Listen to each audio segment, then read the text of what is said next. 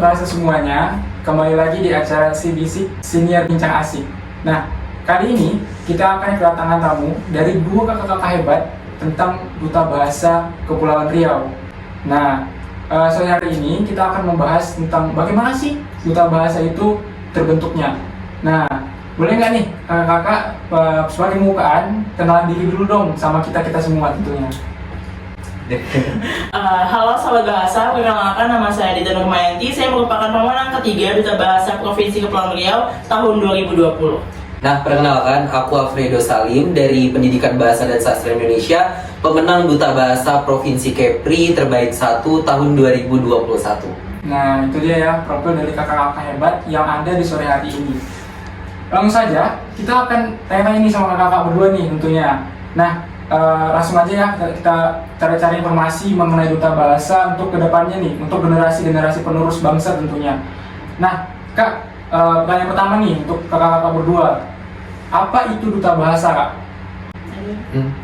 Kalau menurut aku pribadi, Duta Bahasa itu adalah muda-mudi terpilih ya pastinya Kak. Dan mereka punya tanggung jawab untuk menjadi seorang Duta Bahasa. Dan kalau ditanya lebih jelasnya lagi Duta Bahasa itu apa, ya seperti tadi, muda-mudi atau mitra dari kantor bahasa yang bertugas untuk mempertahankan pastinya tentang bahasa, literasi dan lain sebagainya gitu. Jadi kita sebagai Duta Bahasa adalah orang-orang terpilih yang memiliki tanggung jawab akan hal yang bukan dibebankan sih, ya ditanggung jawabkan lah kepada kita yang pastinya sudah kita pilih. Sedikit tambahan tentang Duta Bahasa. Jadi Duta Bahasa ini adalah salah satu program dari Badan Bahasa untuk mencari bibit-bibit unggul, anak-anak muda generasi milenial yang mampu dan mencintai bahasa dan sastra Indonesia sendiri. Seperti yang kita ketahui juga kan sekarang anak-anak muda banyak sekali terkena virus-virus K-pop atau bahasa-bahasa gaul gitu. Jadi Duta Bahasa di sini adalah berperan aktif untuk menyebarluaskan informasi mengenai bahasa dan sastra Indonesia. Apalagi sekarang teknologi sudah berkembang gitu. Jadi disitulah Duta Bahasa hadir di tengah masyarakat untuk memartabatkan bahasa Indonesia. Benar. Nah, tapi bukan berarti kita sebagai Duta Bahasa juga tidak mengenal akan hal itu ya Kak. Yeah. Karena kita sebagai mitra dan yang bergerak di hal itu, jadi kita juga punya kewajiban untuk mengetahui hal-hal seperti itu. Namun seperti Trigatra Bangun Bahasa juga, kita utamakan bahasa Indonesia, melestarikan bahasa daerah dan menguasai bahasa asing. Nah gitu, jadi harus selaras semua. Oke, jadi Kak mungkin kalau dari saya simpulkan ya Kak, Duta Bahasa ini bergerak di bidang yang ingin memajukan bahasa Indonesia tentunya Kak ya, lebih melestarikan gitu ya Kak. Nah, selanjutnya nih Kak, kalau menurut kakak, kedua kakak ya, kriteria seperti apa yang menjadi tolok ukur dalam menjadi Duta Bahasa? Yang pertama adalah niat dan semangat. Kalau udah niat pasti kita semangat untuk menjalaninya gitu. Dan para Duta Bahasa ini pastinya memiliki minat dan bakat di bidang bahasa dan sastra Indonesia. Jadi bukan hanya bahasa tapi juga sastra Indonesia yang harus dikembangkan. Apalagi kita di Kepulauan Riau, selain bahasa Indonesia yang akan kita lestarikan, kita juga akan melestarikan budaya-budaya dari Kepulauan Riau untuk kita perkenalkan di Duta Bahasa Nasional nantinya gitu. Benar. Karena tolok ukurnya tadi seperti yang ditanyakan kan sebagai Duta Bahasa itu seperti apa, sebenarnya tidak hanya tentang bahasa Indonesia, namun ada beberapa bahasa lainnya seperti bahasa daerah yang pastinya negara kita juga kaya akan hal itu. Terus juga ada beberapa bahasa asing dan yang lainnya. Jadi kita sama-sama harus menyamaratakan lah seperti itu. Jadi tidak ada yang kuat dan tidak ada yang lemah seperti itu. Karena seperti yang kayak Kak Dita sampaikan tadi di awal, bahwasannya kita tuh urgensinya adalah anak muda zaman sekarang itu banyak yang menggunakan bahasa asing, terus juga menggunakan bahasa Indonesia yang tidak benar gitu, atau ada bahasa gaul dan lain sebagainya, atau istilahnya adalah campur kode seperti itu. Nah, hal-hal seperti inilah yang menjadi tolok ukur kita juga, peduli akan hal itu. Kita sebagai pemuda peka akan hal itu untuk pastinya menjadikan bahasa Indonesia khususnya di negara kita lebih baik lagi, dan penggunanya lebih penggunaan bahasa Indonesia itu lebih baik dan lebih apa istilahnya tuh Kak, kayak lebih menyebar luas aja gitu. Iya. Apalagi sekarang balik lagi ke ke yang tadi, generasi milenial itu mudah sekali terkena oleh budaya-budaya dari luar. Bukannya nggak boleh, tapi sesuatu yang berlebihan itu juga tidak baik. Apalagi kita bangsa Indonesia, penutur bahasa Indonesia. Bahasa Indonesia juga sudah dipelajari dari lebih dari 45 negara. Negara lain aja mempelajari bahasa Indonesia. Kenapa kita sebagai yang punya bahasa tidak melestarikan itu gitu? Jadi tolak ukur yang utama adalah mencintai bahasa Indonesia itu dulu. Oke. Nah, Kak, saya pengen tahu nih, kalau misalnya kita ingin jadi duta bahasa, apa saja yang menjadi persyaratannya, Kak? Nah, kalau misalnya ditanya persyaratannya sebenarnya banyak ya kan. Iya. Cuman yang paling utama adalah dimana kita harus mempersiapkan proposal pastinya. Karena saat kita menjadi seorang duta, kita tuh pasti harus ada gagasan gitu. Tidak hanya ya datang menawarkan diri, sekedar cantik, sekedar tampan, sekedar berdiri, sekedar berjalan berlenggak-lenggok seperti itu. Tapi kita juga selain good looking, bahasa gaulnya gitu ya, kita juga harus memiliki gagasan, ide kreatif untuk disampaikan gitu. Agar saat kita menjadi seorang duta, kita jelas gitu tujuannya apa dan apa bentuk implementasi yang kita berikan seperti itu. Ya, jadi duta bahasa itu syaratnya adalah benar yang tadi kata Edo, kita harus mempunyai gagasan-gagasan kreatif untuk kita kembangkan dan kita realisasikan di masyarakat. Jadi duta bahasa harus memiliki integritas yang tinggi untuk bagaimana sih caranya kita bisa melestarikan bahasa Indonesia, kita bisa mengutamakan bahasa Indonesia, melestarikan bahasa daerah dan menguasai bahasa asing selaras dengan ide-ide yang kreatif gitu. Jadi kita harus menyusun nih kegiatan apa sih atau apa sih yang mau kita buat yang kreatif agar generasi milenial juga tertarik untuk ikut ke dalamnya. Jadi program kita juga bisa menyebar luas gitu. Nah, tapi selain daripada itu, kita juga mempersiapkan hal yang lainnya ya Kak, seperti esai, lalu ada opini. Habis itu kita juga setelah itu kita ada wicara publik. Wicara publik itu kayak kita berbicara secara mendadak dan diberi tema seperti itu, dan itu melatih public speaker kita ya. Public speaker itu kalau bahasa umumnya public speaking gitu. Nah, jadi kita melatih hal-hal tersebut di duta bahasa, kepenulisan dan lain sebagainya. Kayak yang Kak Dita tadi juga jelaskan, yang seperti Kak Dita jelaskan tentang melestarikan sastra gitu. Kita juga harus mendalami hal itu agar kan nanti kan kita saat terpilih menjadi terbaik satu, nanti kita bakalan pergi ke pusat gitu dan kita bertemu dengan teman-teman dari provinsi lain. Nah, itulah ciri khas yang bisa kita perkenalkan. Jadi saat kita di nasional bukan kompetisi sebenarnya Kak, tapi kita kolaborasi gitu, saling berkenalan, saling bertukar pikiran seperti itu. Oke. Kak, saya ingin nanya lagi nih Kak ya, sama kakak berdua yang hebat banget nih. Banyak banget pertanyaannya. Apa sih Kak kira-kira alasan kakak nih mau jadi duta bahasa gitu? Oke, kalau kakak sendiri alasan utama mengikuti duta bahasa karena sebenarnya kakak itu suka banget sama bahasa Indonesia dari kecil. Jadi kalau ditanya dulu SD suka cita-citanya mau jadi apa? Pokoknya jadi guru bahasa Indonesia. Secinta itu sama bahasa Indonesia, suka tentang sastranya, puisi dan segala macamnya. Di saat yang lainnya itu bosan sama pelajaran bahasa Indonesia, tapi saya itu gimana ya, menunggu gitu, kapan ya mata pelajaran bahasa Indonesia itu datang ada gitu, setiap minggunya menunggu itu.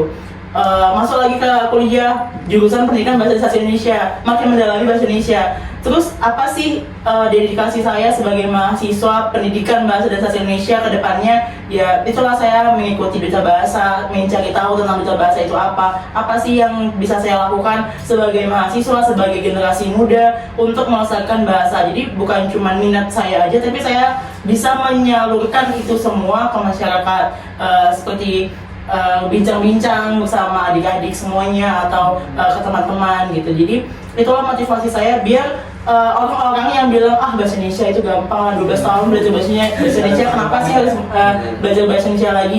Padahal bahasa Indonesia itu, coba kuliah bahasa Indonesia kan, segampang itu atau gimana?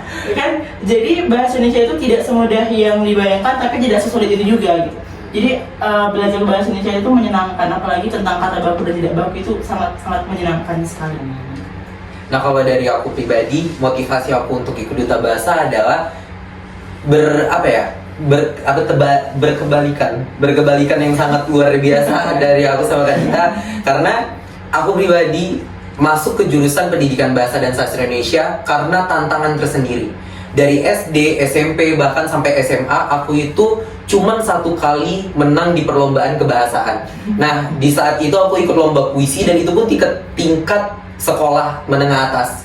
Nah di situ saat pertama kali aku bisa mematahkan, dimana kayak aku berkali-kali mengikuti perlombaan kebahasaan dan tidak menang seperti itu. Nah di kuliah pula ini diberi kesempatan, lebih tepatnya paksaan, kepaksaan dari senior yang ada di samping saya saat ini. Nah jadi kayak seperti ini ya, kayak dorongan gitu, kayak suatu motivasi yang terus menerus masuk dan akhirnya memberanikan diri untuk tampil lebih. Dan ternyata setelah melewati tahap ini ya alhamdulillah gitu ya, jadi semua teratasi satu persatu dan sesuai juga dengan cover di mana aku sebagai mahasiswa pendidikan bahasa dan sastra Indonesia, terus aku juga berkecimpung lah di hal tersebut gitu, jadi lebih mendalami lagi dan lebih banyak belajar lagi gitu. Jadi saat teman-teman semua masih stuck di satu titik, aku udah mencoba untuk kemana-mana gitu. Jadi sebagai duta bahasa ya untungnya seperti itu juga gitu. Kalau kita spill lagi nih Kak ya tentang duta bahasa ini, banyak banget pasti yang pengen nanya, teman-teman semua pasti pengen tahu juga gimana nih kita ikut duta bahasa. Nah Kak, selain dari administrasi gitu, untuk persyaratannya Kak ya, dari administrasi itu persiapannya seperti apa, dan juga dari mental itu seperti apa Kak?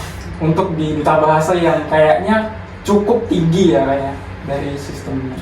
Kalau administrasi tadi yang udah kita jelaskan tentang proposal dan lain sebagainya, tapi kalau lebih ke mental adalah persiapan diri, berlatih untuk berbicara di depan kaca, karena berbicara itu melatih kita untuk bisa berkomunikasi dengan orang banyak juga, karena nanti di duta bahasa kita banyak sekali diminta untuk berbicara tentang gagasan kita, tentang pemecahan suatu masalah, itu kita harus berbicara. Jadi hal penting salah satunya adalah berbicara gitu. Selanjutnya adalah mental. Mental ini ada juga beberapa orang yang nggak mau duta bahasa susah, padahal belum dijalani gitu.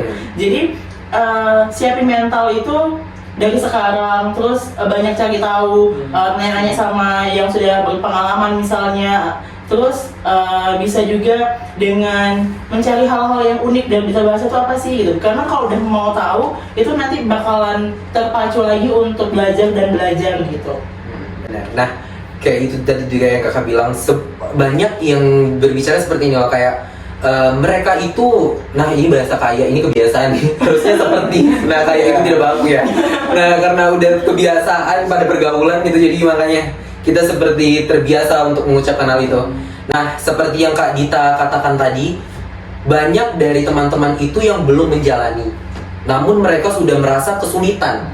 Nah padahal kita sebagai duta bahasa juga ya Kak, apalagi kita sebagai senior di PBSI, khususnya di Umrah, kita menawarkan diri gitu, menawarkan diri untuk membantu mereka menyusun gagasan yang ingin mereka sampaikan gitu, karena kita juga punya pengalaman pastinya, kita juga mengetahui seluk-beluknya gitu. Jadi bukan curang ya Kak, tapi kita lebih ingin junior-junior kita lah seperti itu punya juga pengalaman seperti kita, bisa dan mengembangkan tidak mengulangi kesalahan yang kita lakukan. Iya benar sekali Kak. Walaupun sebagai terbaik satu, tapi banyak sekali tantangan sebenarnya. Apalagi setelah jadi seorang duta bahasa, kita dari proses belajar, dari kita menyampaikan gagasan, dari kita berpenampilan di depan banyak orang, itu harus tercermin lah sebagai duta bahasa itu seperti apa gitu. Nah seperti yang Kak Dita bilang juga, kita tidak bisa kita banyak nanti diuji sebagai pembicara gitu ya Kak. Kita berbicara di depan banyak orang umum. Nah saat berbicara pastinya kita jangan omong kosong gitu. Nah maka dari itu kita mempersiapkan proposal, kita mengetahui dulu seluk-beluk dari kantor bahasa seperti apa, duta bahasa itu seperti apa. Pastinya kita harus punya amunisi gitu. Kan lucu saat misalnya kita pergi perang, tapi kita tidak menyiapkan peluru gitu. Nah kita hanya membawa senjata kosong, ya kan? Nah jadi kita sembari gimana ya, kita strateginya juga seperti itu. Isi dulu kita dengan amunisi yang banyak, dan saat kita terjun ke lapangan setidaknya kita udah punya pengalaman ya, seperti itu. Pastinya tentu banyak banget tantangannya ya Kak, banyak tekanan dan terus kita harus banyak belajar tentunya pasti. Nah Kak, kira-kira apa nih Kak hal yang harus dihindari ketika kita ingin menjadi calon duta bahasa atau sudah menjadi duta bahasa itu sendiri Kak? Kalau mau jadi duta bahasa, yang harus dihindari adalah ya tadi, kata tidak bisa. Tidak bisa itu nggak ada. Yang ada tuh hanya malas. Gitu, karena semua orang semalas apapun dia kalau misalnya berusaha, insya Allah bisa. Seperti itu kan. Semua orang bisa, tidak ada yang tidak bisa. Gitu. Kalau misalnya orang tidak mau mencoba ya pasti tidak bisa. Kalau setelah terpilih ya pastinya karena kita punya tanggung jawab, apalagi seperti yang kita pakai ini ada Samir. Selain itu tanpa kita menggunakan Samir, yang namanya duta bahasa itu adalah mereka yang menjalankan tanggung jawab tanpa juga menggunakan Samir, gitu. Jadi duta bahasa itu orang yang benar-benar mencerminkan, gitu. Orang-orang yang benar-benar menjadi mitra, gitu. Walaupun dia tidak menggunakan Samir dimanapun, tapi dia tetap seorang duta bahasa, gitu. Jadi benar juga tadi yang Edo bilang, jadi jangan pernah bilang nggak bisa dulu sebelum, jadi kesannya kayak menyerah sebelum berperang gitu, jadi mentalnya jangan gitu dulu. Terus ada juga satu kata-kata dari juri duta bahasa tahun 2020 kemarin, lebih baik gagal daripada tidak mencoba sama sekali.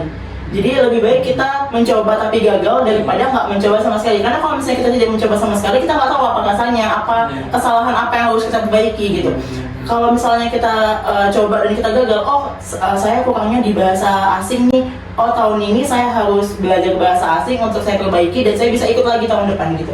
Jadi lebih baik gagal daripada tidak sama sekali. Jadi kesimpulan besarnya kita tentu harus coba dulu lah, coba dulu aja, dijalani dan rasain aja apa yang terjadi gitu ya Kak. Nah Kak, kira-kira dari kakak berdua nih, apa sih Kak benefit atau manfaat dari kita mengikuti duta bahasa gitu? Apa yang Kak dapatkan selama ini? Keuntungan menjadi duta bahasa yang pertama relasi kita juga, apalagi Edo gitu kan, duta bahasa nasional, temannya dari Sabang sampai Merauke gitu.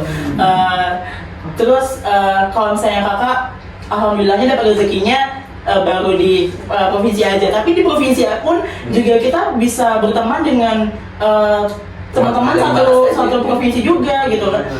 Seperti misalnya dari Anambas yang dulunya nggak tahu Anambas itu seperti apa kebudayaannya, ada teman dari Anambas, ternyata ada cerita ini yang belum kita tahu ternyata gitu. Ada teman dari Karimun, ternyata ada tempat ini yang belum kita tahu ternyata gitu. Karena kan duta bahasa provinsi juga itu mengenalkan kabupaten kotanya masing-masing juga untuk disebarluaskan gitu. Itu yang pertama tentang relasi. Yang kedua adalah kemampuan berbicara. Dulu kemampuan berbicara saya itu kayak ya udah gitu ya, bisa aja. Tapi kalau di duta bahasa karena sering sekali berbicara, jadi sudah terbiasa untuk berbicara di depan umum.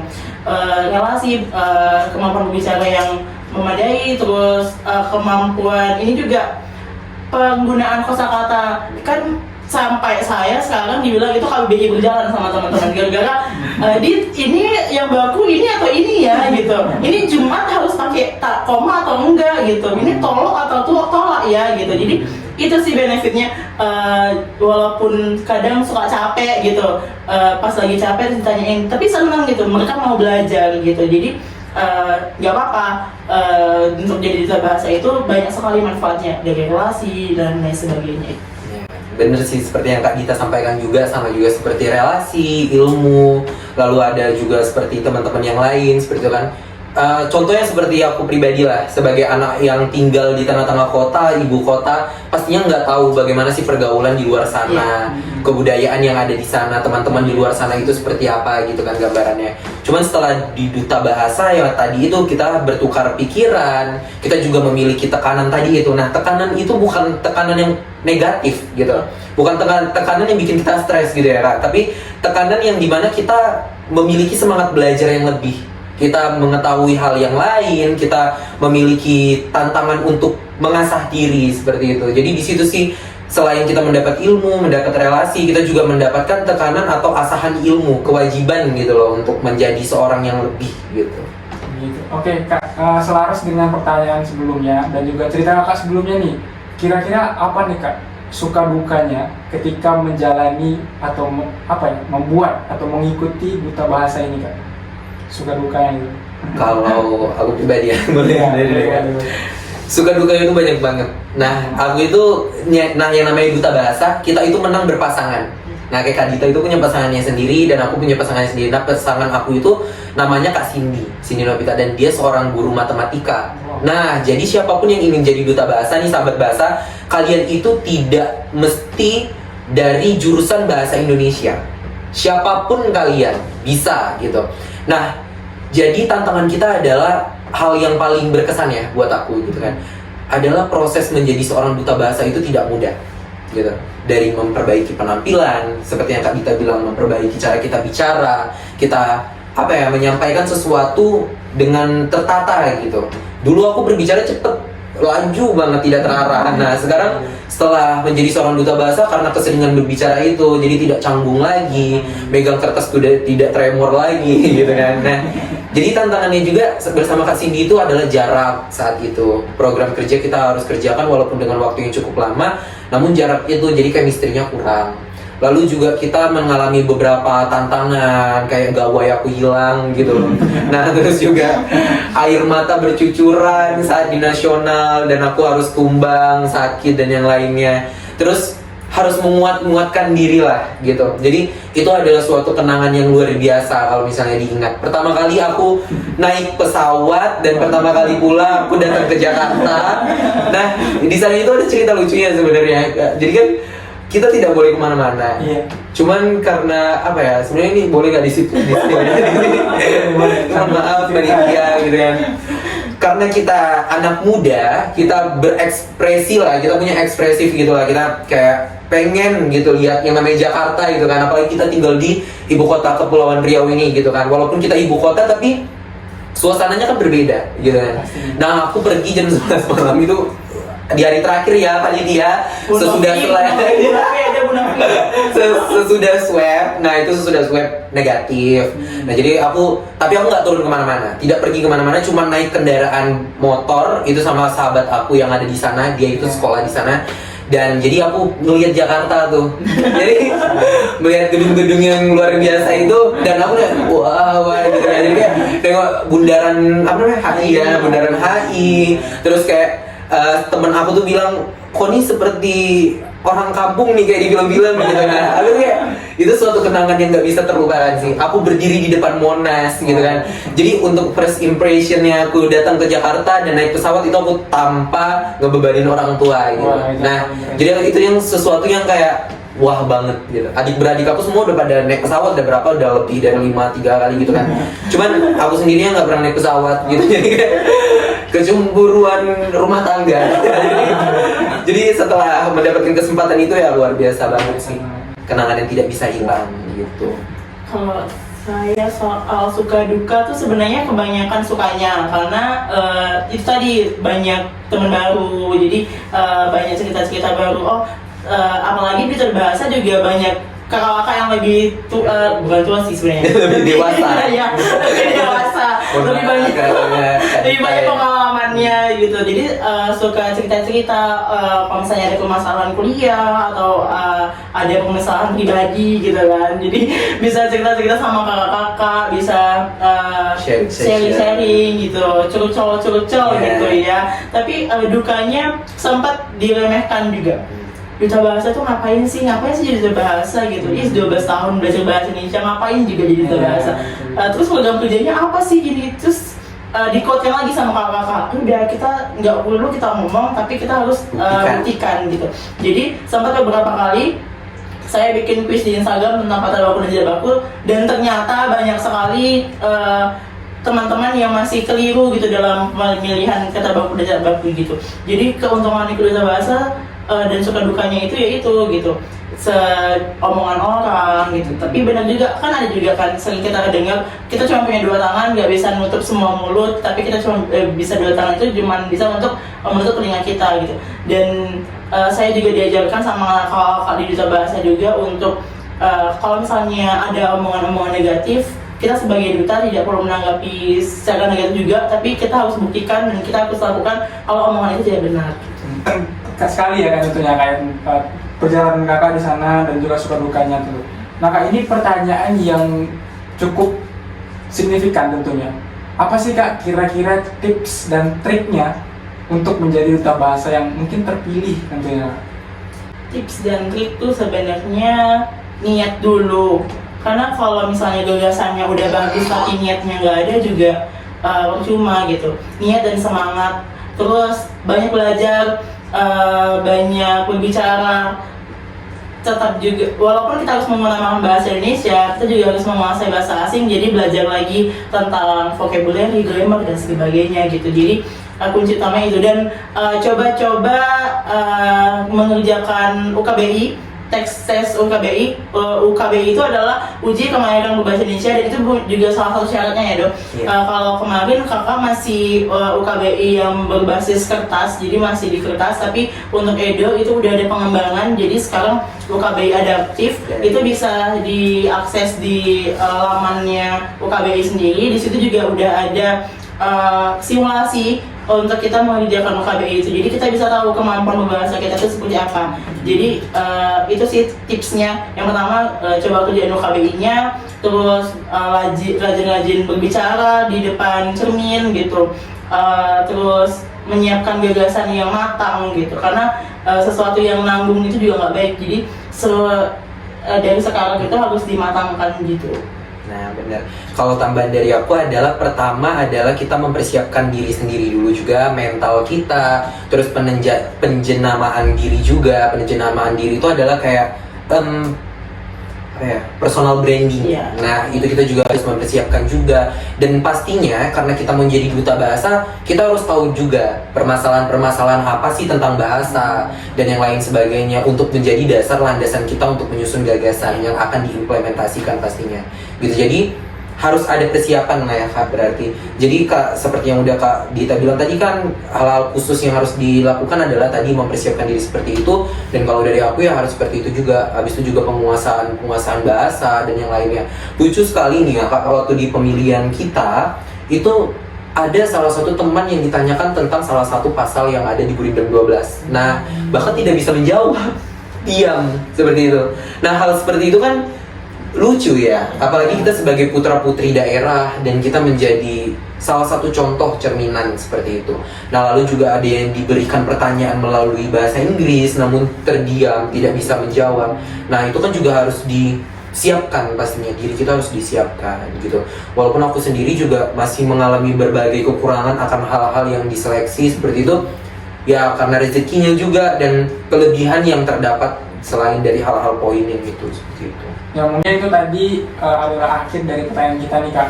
Nah sebelum kita tutup, boleh nggak nih Kak, saya minta kakak-kakak berdua kasih semacam semangat lah untuk teman-teman sobat bahasa yang akan mungkin mengikuti calon duta bahasa untuk tahun berikutnya. Mungkin dari Kak Dita dulu.